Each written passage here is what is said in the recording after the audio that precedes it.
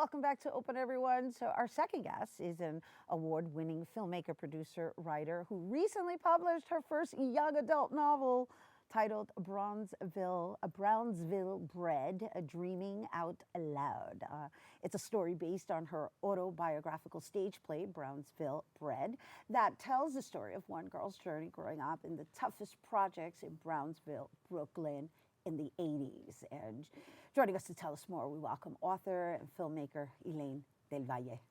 Hi. Hi. Welcome. Thank you. It's so great to be here. It's great to have you again, Elaine. You are doing such amazing work. I mean, you should feel very, very proud of yourself, but as a Latina, or as, you know, the new political term is as a Latinx woman. Latinx. Finally, when women are getting a chance to be acknowledged, they take away our A and give us an X. But that's okay. I'm working with it. Well, you know, I'm working with it too, because I'm all about, you know, non-gender conforming, and to be honest, I'm all about equal opportunity in all aspects of our existence. So, but all that to say that aside from doing the work that you're doing for yourself, you've been doing a lot for our community, and it does not go unnoticed. And I just want to acknowledge you on air for making sure that as you're opening that door, you are welcoming people to walk through it as well. So that's a big deal. I know what it's like to be the person on the receiving end of that door opening. So when people work hard for it, I make it my business to bring them along and help them up the way that I was helped up. So, or I always say, like, blaze a path, let other people see the fire. That's what's up. So they can follow, yeah. Yeah.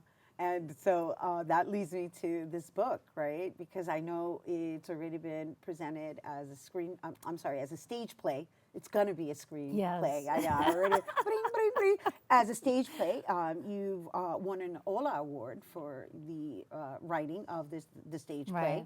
And now you've transformed it into, or converted it, or I guess taken that style and made it into a book for young adults, which I think is very interesting, right? Because that's the next generation. And I always pay attention to the intentions behind people's projects, and feeding the next generation, I think, is so important, and coming from that place of authenticity, which is what this book is about. Thank you. Well, the stage play, Brownsville Bred, was so successful. You know, the New York Times wrote about it, from girlhood trials to onstage triumph. I mean, how much more exciting can that be for a writer?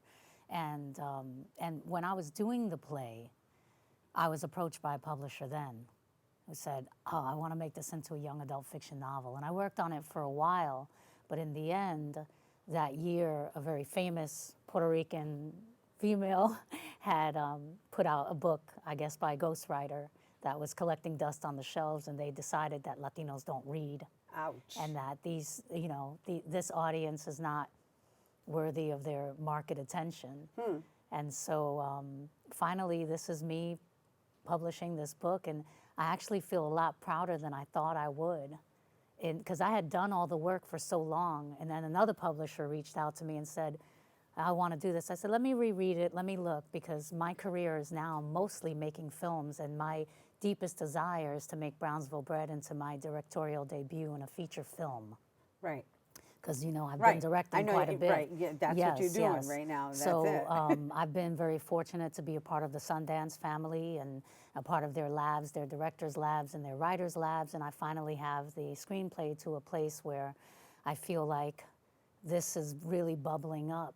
I mean, you've been writing the screenplay version for a good 3 years now. Well, more than that. More than that. I remember we had you here in studio, and while the other guests were on, you were actually writing on your laptop. Because well, I'm always writing something. But more than that, but really, as I learned, thankfully, like I just said, being a part of the Sundance Labs and having the benefit of the knowledge of so many very successful writers, directors, producers, and really learning the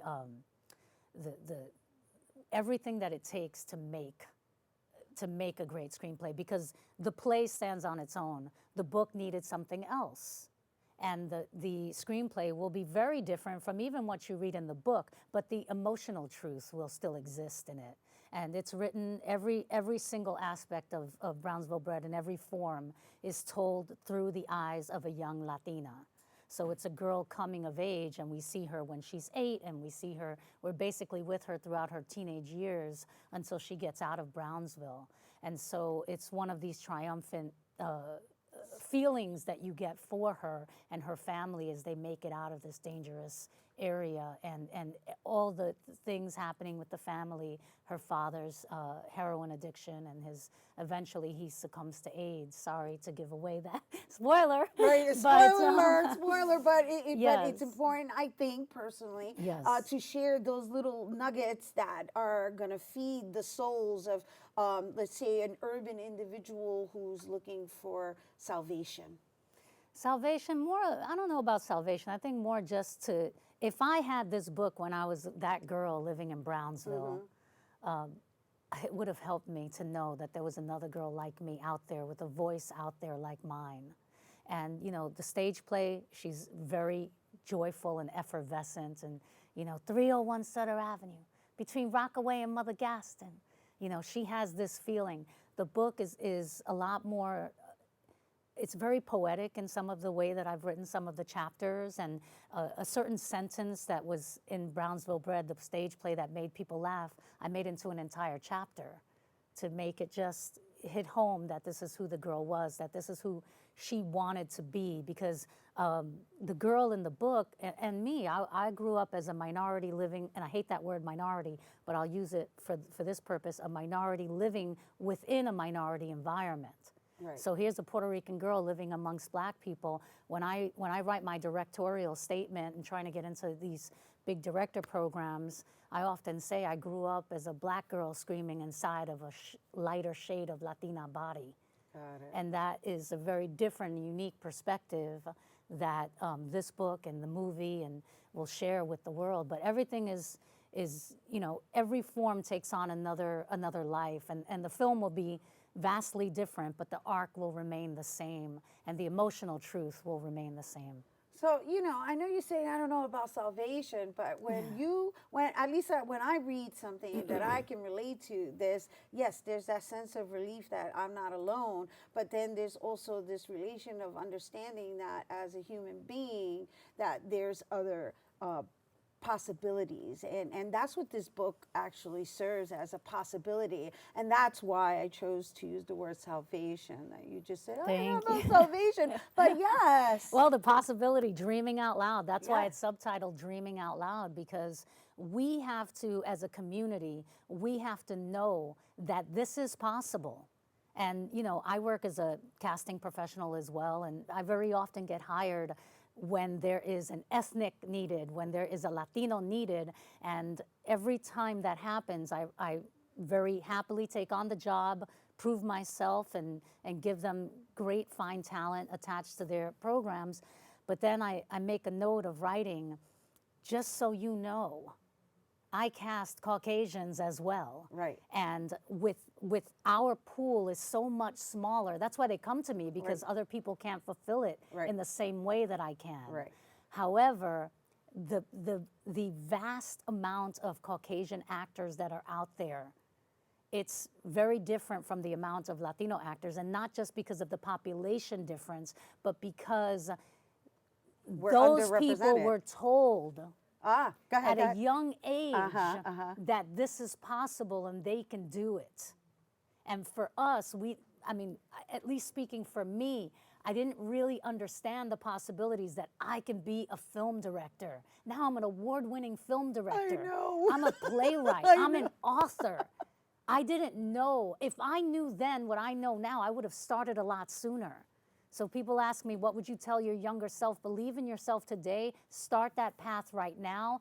And, you know, people say to me, I'm doing so many things, but no, everything is like this, a funnel into what I really want to be doing, which is, you know, creating films that express a voice, a female-centric voice, and especially whenever I have the opportunity to reveal a young Latina as someone who can be universally accepted and championed and rooted for, that's really my goal. Oh my gosh, you're doing such a great job representing it. Thank Thank you. Thank you so much. And thank you for putting it in the form of a book. I hope readers enjoy it, and if you are a teaching professional, please read it. Consider putting it in your syllabus so that children who are maybe of lower socioeconomic means can hear a voice like theirs in a book and think about themselves in that way. And yeah, I'd be happy to come out to schools, do a portion of the show. You know, I used to perform the Brownsville Bred, the stage play, at high schools and colleges, and that was a wonderful time for me. So I would do like a portion of the play, talk about the way that the book chapters resemble it, but how I adapted it and why. How it all evolved into yes. this book form. But it's all, you know, it's more IP, more intellectual property to where the feature film of Brownsville Bred, that will be my feature film directorial debut. All right. Y para que sepan, okay? Yes. She's talking the business aspect of it. Say That's it what about good. me. All right, once again, you guys, to purchase the Brownsville Bred, Dreaming Out Loud, you gotta make sure you visit her website, and that's brownsvillebred.com. And of course, you can follow her on Instagram at Elaine Del Valle Productions. And you can also purchase it on Amazon, Kindle. Go to your local library, order it there where it's totally free. And anywhere that books are sold, just go into a bookstore, say you want it, and they will order it for you. All right, there you go. Amazon, you know, we're all doing Amazon nowadays. All right, once again, Brownsville Bred, available at any local bookstore as well as online.